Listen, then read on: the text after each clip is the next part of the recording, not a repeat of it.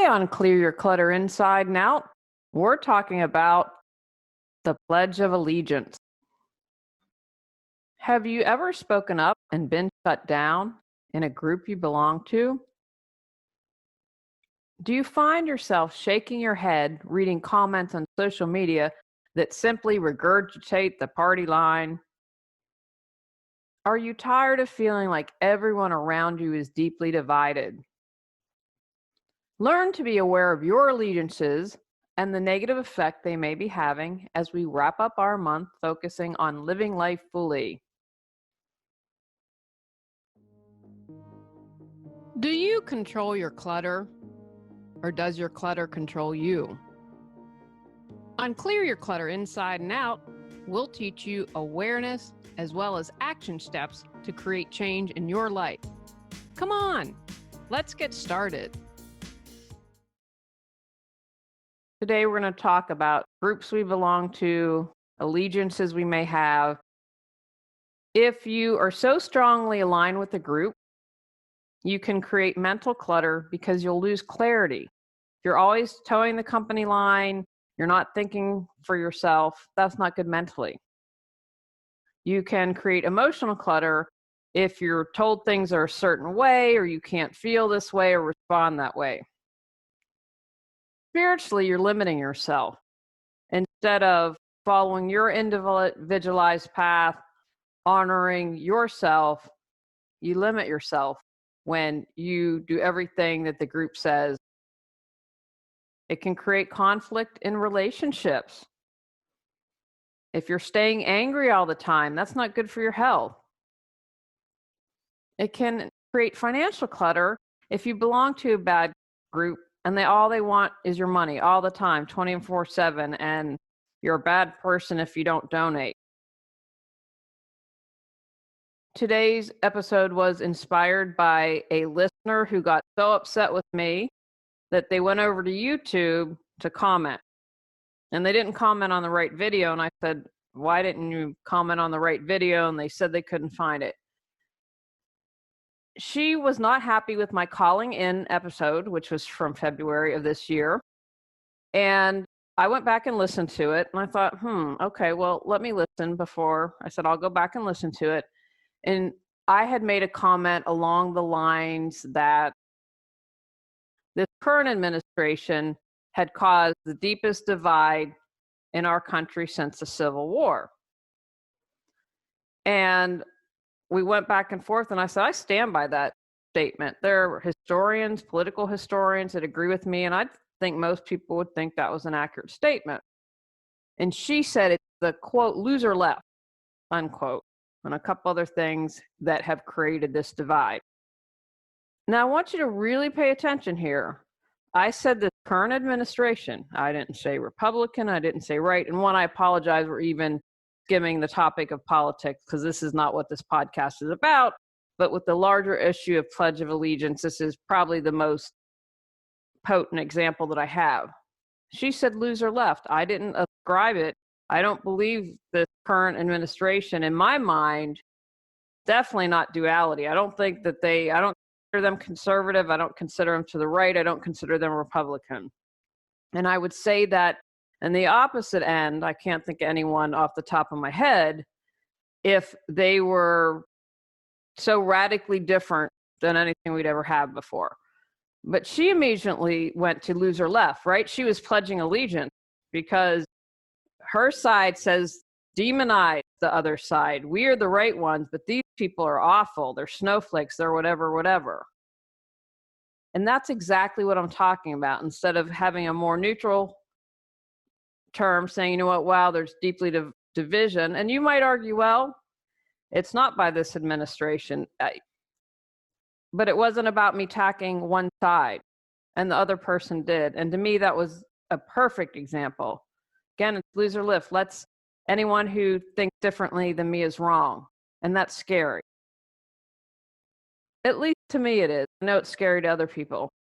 It was also inspired by, I have a friend I've known a really long time, and she pledges her allegiance to her ethnicity and her very tight-knit community. if you don't fall within those parameters, you're never going to be part of that inner circle. And once she made a comment about a kraut. I have German ancestry. And that was just so weird to me because I hadn't heard the term kraut in, I don't know, ever. I had known about it. And so for someone to call me that, even in a joking way, just showed me where their thinking was. I don't think of myself as a German American. That's just not how I think. And again, with my belief system, I've probably been, hopefully, experienced every ethnicity and all that there is to offer. But she's so tight-knit that anything outside of that, there'll always be this divide. And I don't think that's healthy. And then finally, once when I was a sophomore in high school, I asked a question in church and I was shut down. Now, I wasn't being smarmy. I was asking, I don't understand. And what I felt was a fair, educated question.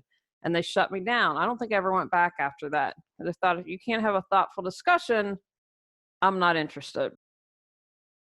So what are my allegiances? The biggest one I'm going to talk about is Steelers football, right?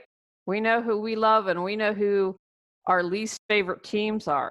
Now, I'm joking about this, but let's give an example. I'll give an example of my least favorite team, the New England Patriots. Look how crazy people went defending Tom Brady and Deflategate. I always like those creative people out there that make these maps, and they had created a little meme, and it had like, who believes Tom Brady and the Patriots, and it had Massachusetts. I don't even think maybe it included New England, and then it had the rest of the country. It was quite clever. And I'm joking, but seriously, when the Steelers had Michael Vick and they put him as backup quarterback for a year, I didn't watch that year. I was so upset. I believe everyone gets a second chance. I didn't agree with it in this particular place. Don't play pro ball. Maybe you get your second chance elsewhere. That's just my personal opinion. You might disagree with me on that and say the guy did deserve a second chance. And I might say someone deserves a second chance and you don't agree with that. And that's okay. But what I'm saying in this example is, as much as I love the Steelers, when they hired Michael Vick, I didn't think that was the right decision. I wasn't happy when they kept Ben Roethlisberger after everything that went down, because I personally believe both of the women that accused him. Now, what I had heard, and which was probably, I believe, probably true, is they tried to release him, but no other team would take him, which you understand that. And I think in general, the Rooneys are good people. And so I will believe that story. Is that the truth? I don't know. It seems reasonable to me. But I was like, trade him. Get him out. I don't want him as a Steeler anymore. Am I thrilled he's a Steeler? No. So I didn't blindly say, oh, Ben's innocent. And if you look at Deflategate, oh, no, Tom, it's just you're coming after the Patriots. We just win all the time. You don't like it. Deflategate's not real. But that's another prime example. Look how people responded to that. They are so pledged to the Patriots. And the same with Steelers. There are people that defended Ben. They thought he was innocent, and women were going after him. But they couldn't. Their blinders were so great, they refused to see anything else. And because they had pledged allegiance, they couldn't go against that. So obviously, we see the most of this in politics. And I am ready for this to be done. I love snowflakes, and that has been ruined for me because of its use and abuse. And I hope that we are going to let that word go, because it just drives me absolutely nuts. I'm ready to move back to West Virginia when we hopefully see real, multiple, beautiful snowflakes to bring back the joy for me. Because right now I hear that word and I cringe. And it's not just politics, and it's not just sports team. I mentioned my friend, it was all about her ethnicity and her religion. That was her allegiance. It might be atheists versus those who believe in God. Western versus Eastern medicine. Really think about this for a moment. Where else do you see it? I know you see it. And there's a difference between for instance, I believe in Eastern medicine. And oh my gosh, guys, I can't wait to share some plant stuff with you. I've just been blown away. But I'm still getting surgery. Now, there are probably perhaps people who are in the class, I don't know, that might think, wow, loser, you should try everything you can to avoid surgery. It's to the point I can't. It's been canceled twice now, and I've got to do it. And if 10 years ago I'd learned about plants, well, I wouldn't have known. Well, that's not true. 10 years ago, we would have known about the lump, and we maybe could have tried something, but it is what it is. And so my point is, I'm not so set on Eastern medicine that I'm willing to throw out Western medicine. So hopefully those were some examples that'll get you thinking in your own life and observe. Really, social media is a great teacher. You'll see people, what do they get so that they just latch on to? Now, pledging the allegiance, having your group, back in the day, it was about survival, right? You have safety in numbers, you can divvy up chores. And most of us, as human beings, have a real need to belong. So it makes sense that we would be loyal to our groups, right? But in some cases, and it's become more prevalent, that goes off the rails. And truthfully, I feel like that's how it is in the United States here. But the good news about this is, I truly believe this, that most of the people that are rabid, crazy, nutso supporters are shrinking. I don't believe there are as many people in this mindset as we would believe. I think the squeaky wheel gets oiled. Start to pay attention. Do you see the same people posting on social media? Now, I personally believe that there are definitely, what do they call, bots or whatever, that they're paid people to incite you and get you angry. Absolutely happening. But I really believe when you step back and look at it, that most people aren't so crazy allegiant. And, you know, with the current administration is a perfect example. The Lincoln Project is comprised of Republican conservatives who are opposed to the current administration. They think they have gone against the values of what Republicans stand for. So they have said, hey, we're Republicans, but we're not pledging our allegiance to this current administration. So that's another really good example. And hopefully I won't have any more political examples. I don't like politics. This is not the place for it. And I think I really have avoided that. But it's unfortunately the best example of what we have. So where does it go wrong? Now, if we were talking about extreme allegiance, that would be ethnic cleansing. And we're not going to talk about that today. Mentioned politics, and I've mentioned ethnicity, I've mentioned medicine, I've mentioned religious, like God versus atheist. So it goes off the rails when it fosters bullying and scapegoating.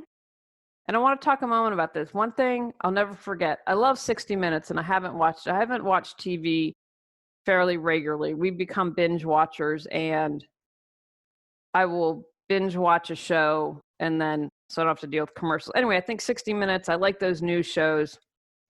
I haven't watched it, but I'll never forget this. Gosh, it's probably in Raleigh, maybe 5, 6, 7, maybe 10 years. And they had, I believe it was in Tennessee or Kentucky, and they had a stadium, and people were out there in the middle of the night lined up for free dental care. I think it was just dental care. Might have been medical care, but I definitely remember the dental care. These are the working poor. And some had heard about it, driven from miles away. And these people, the medical professionals, had donated their time. There was a huge line. And, you know, I remember someone not getting the care they needed and just being heartbroken. We demonize the poor in this country, and I'm not okay with that. And that interview was a perfect example. We have a lot of working poor in this country, and shame them, blame them, and that's what I mean. And then we demonize them, and that's continued to happen. So if you're in a group that has the belief that all poor people are lazy, for example, there are people out there that believe that. That's what I'm talking about. So it scapegoats someone. It demonizes people. And that is not healthy. When you're uniting out of anger, jealousy, and spite, that's where it's a problem. It's not good for us as a community, as a country, as a nation, as a world. Because if you are uniting out of anger, and then you're angry all the time, how does that help you? You're not going to heal yourself. You're just sitting in that anger, and everything feeds off of each other. And so what that does, it brings up unconscious behavior and attitudes like screaming. It can include just being closed-minded. You're wrong. I'm not going to entertain any other point of view. I have always said I have zero problem if someone wants to have a discussion with me. I have zero problem with that. And, the woman at the end of the thing on YouTube said, we're just going to have to agree to disagree. And again, if she had come out with, well, this is what I believe, but when you do loser left and start calling names, I'm out of there. That tells me right then and there, you are aligned with a group mentality think, and I'm not convinced that's your individual thought. And if you have to defend it like that, you're doing the Pledge of Allegiance, and I'm not all right with that. So it brings out, in addition to screaming and getting bent out of shape and refusing to see another perspective, it goes to bring out violence, the dogmatic behavior. If you're willing to run over people in a crowd with your car because you disagree so vehemently with what they're standing for, what they're protesting, I don't care where you are on whatever spectrum. There's something fundamentally wrong with that. But it's within you. It can't come out if it's not within you. Unfortunately, this also creates inaction. And all you have to do is look at the United States government. All they do is fight, give themselves more money, and don't do anything to make our country better. They are doing a snow job on us, left versus right. As they enrich themselves, they enrich their lobbyists, and they don't take care of us. And we have fallen prey to the biggest snow job probably the country's ever seen. I don't believe politicians are in it for the real reasons. Maybe a couple people. The last politician I really felt that kept it real was Bill Bradley, who was a former NBA player. I read his autobiography. I believe he was genuine. I'd have to really sit down and do some investigation. Some people mistakenly believe that you're either born organized or you aren't. That's not true. Getting organized and clearing clutter, as well as learning to be more mindful and aware, is a skill that you can learn and will support you your entire life. Julie Coraccio's online classes and workshops are broken down into smaller chapters, each with manageable steps and action items for you to implement, in video and audio. Visit reawakenyourbrilliance.com to learn more. But look at the inaction we have. I don't care. I'm not going to work with you because you're on the other side. That's what a 5-year-old does.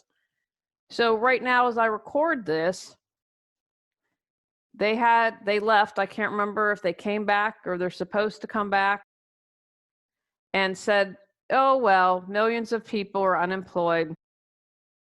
Oh, well, we didn't solve it. We're going to go take our break. Well, I can't concede to that because that's from the other side, even if I think that that makes sense. So because of that, millions of Americans are suffering who could use that extra amount in their paycheck. You stay stagnant. You're not growing. A lot of the times with these allegiances, you're steeped in anger. I think of a friend who's been years and is still so bitter about her divorce, she hasn't moved on. So you become angry, bitter, and anything outside of your group is seen as bad. Doesn't matter. And you might be thinking back in your mind, wow, that really makes sense to me. I'd like to try it. But the group says, no, and you follow that. You don't grow, you stay stagnant. That's not a place that you want to be consciously. I hope that if you really just sit down and think about it. Checking your loyalty. See, do an honest assessment and look at groups that have a foundation of hate, anger, judgment. As I mentioned earlier, that builds on what you already have inside. If you don't have it inside, you can't build on that. I've always said if you judge another, you have judgment against yourself. If you hate another, you have hate against yourself. Because if you didn't have it within you, you couldn't do it. Stand up to hate, false information. I'm rarely on Nextdoor, which, I just call a new way to dislike your neighbors. So a couple of days ago, I'm working because I was in West Virginia, and so when I come back, I have to work several days. I only answer emails. I can't, at this point, can't do anything else. So I was in West Virginia for 9 days. So I'm checking my email, and this email comes through in this post. And I said, let me read this. So it was a racist post, and it had stated factually incorrect information. And so I flagged it. This is racist. It's false. Information in the comments are just factually incorrect, and it needs to be removed. And I said, I'm disturbed at the amount of propaganda I see where I live. I find it deeply disturbing. Well, apparently I wasn't the only one, because then it came through. I saw a post later, third time posting, I'm going to keep posting. And, they ended up kicking him off Nextdoor. Now, normally, I don't believe in expending my energy on that. And one thing I check in, how am I feeling? What is it that I feel the need to do? However, if I see something that's blatantly wrong, blatantly false, I have to stand up to that. And I think more than ever, all of us have to do that. Even if you're shy like me, and if you know that it's not your job to be in the trenches and front line. We had a disturbing experience that happened in our neighborhood before I moved here, and no one stood up to it. And I said to the woman, well, what did the neighbors do? Nothing. I said, did you post online? Yes. She said several weeks later, one person posted a really lame response. That breaks my heart that no one in the neighborhood stood up to that. And so if you see that, I'm going to encourage you to stand up to it and then really start listening. What are people saying? Listen to what your group says. Listen, watch for the tone. You might be thinking, oh, there's really not anger here, but then listen what they say. Is it coming? You can tell them you're angry. Measure empathy. How empathetic are you towards people? If we take the perspective we're all in this together, then I can see you as my friend instead of my enemy. How can I connect with you? I did this great podcast interview yesterday, and he was from West Virginia, and I had been in West Virginia, and I said, you have 304 area code in West Virginia. And he said, yeah, I'm from Beckley. He said, I was in New Jersey and moved back home. Anyway, we ended up doing an interview, and he said, I was so happy that you decided to interview with me. I didn't think you would. He said, I heard your podcast. I said, I'm going to go for an interview. And I said, oh, I'm so glad you did. And I said, I would rarely turn down an interview. I said, I don't think I ever have. I said, there would have to be something huge for me to say no to someone. And so I connected with someone that I'd never met. You could say we definitely came from different backgrounds, but we found so much commonality. Reach and see how you connect, because it's very rare, I think, that we can't find someone. We might not get along with someone personality wise, but that's completely different. We might not just gel, but we could both have a shared belief of protecting the environment. There's a difference between not getting along from a personality perspective and then finding that way to connect. So measure your empathy. Do you? Be an individual. Stand up when you see something wrong. If no one stands up, we get Nazi Germany. That's what happened. The Germans were like, oh, this doesn't seem right, but we're not going to say anything. And again, I wasn't there. I don't believe I was there. Never has been on my radar for any past life stuff. It's not about judgment, but it's about being realistic and saying, okay, if we don't stand up, this is what can happen. So challenge what people in your group say. If it doesn't feel right to you as an individual, stand up, be you. Don't thwart your feelings, your perspectives, your individuality. That's really important, because when you get swallowed by the group, you lose who you are. And you can understand how easily people can get swayed and how they can get caught up in something. You know, I was telling someone years ago, before he was president, I saw Bill Clinton speak in Vermont. And boy, is he a gifted orator. I don't know if I've ever seen anyone else. And I understand how people are mesmerized by him. I can't think of any other example where I've seen someone speak and just have this charisma. And so I understand how people can get swept up by a charismatic leader. And I didn't with him, but I understood it because I experienced it. And, you know, I'm able to step back and try to be neutral and see things with all possibilities and perspectives fairly well, but I understand it. So if you find that that's you, how can you get the individual you? How can you get yourself back? Don't assume.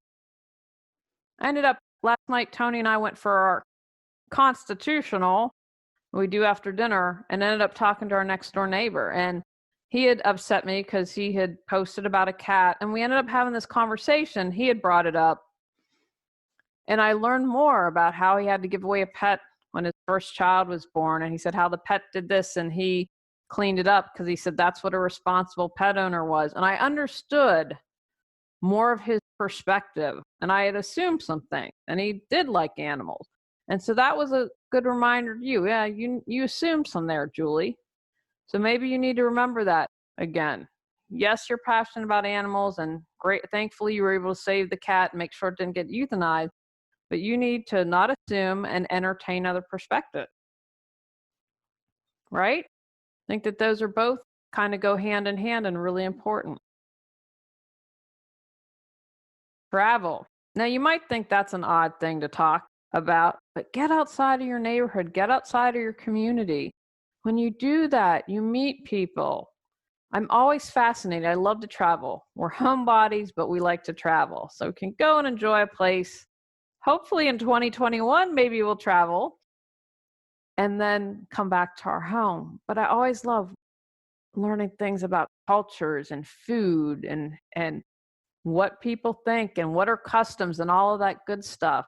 But that allows you to learn about people, be curious, be interested. And that's where you can find connection as well. Don't assume because someone's from another country. You know, we had a horrific thing happen to someone in a group I'm a part of, and they spit on her. This is in America, spit on her and made a comment about coronavirus. Not okay. Absolutely not okay. And that's what I'm talking about. First of all, she's American. So you assumed so much about her. That tells me who you are.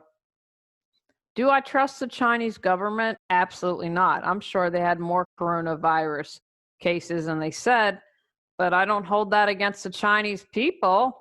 In fact, I have empathy for them. Wow, what would it be like to have a government that so the world can see just is not cool and is most likely lying to you and monitors what news you're allowed to read and see and really tries to tell you how to think? If you travel, then instead of getting upset, wow, I went to Spain once, boy, the people were nice, I have to remind myself that's the government. That's a small group of people. That's not who we are. Because really, I think most of us are good humans. We're decent, kind people. If you want to be angry, it's a select view of the government. So travel.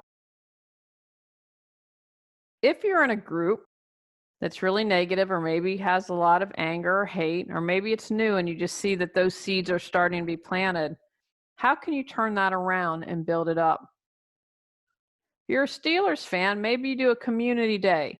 Let's clean up the neighborhood. Let's do something and give back.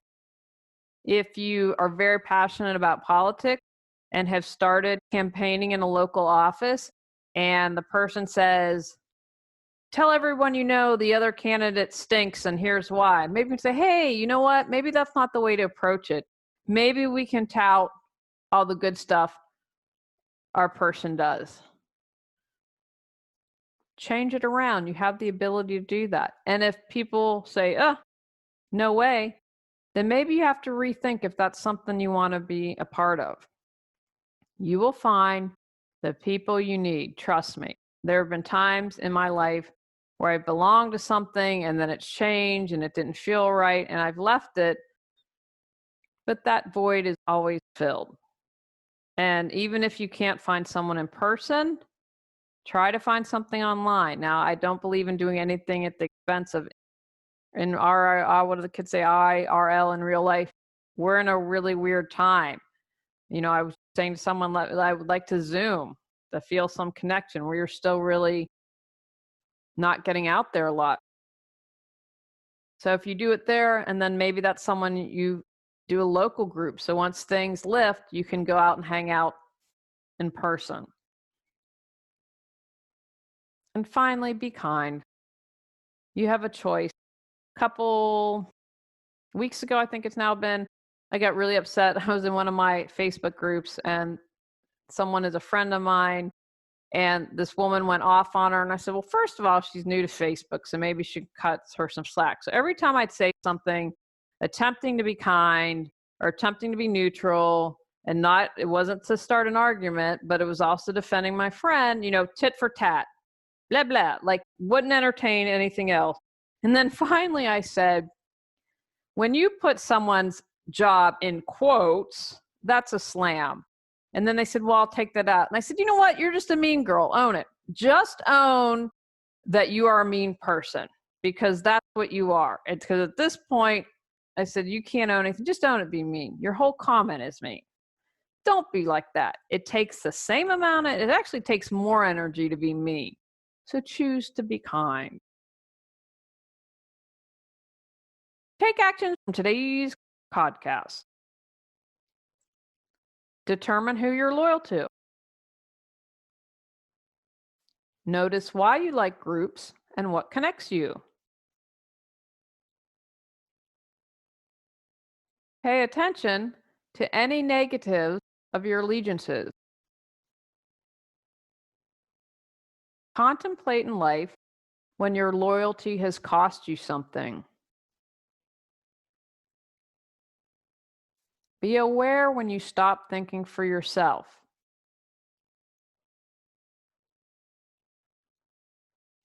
Measure your empathy. Don't assume. Entertain other perspectives.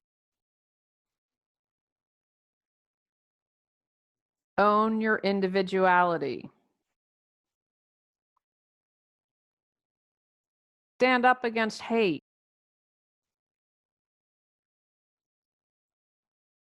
Be kind.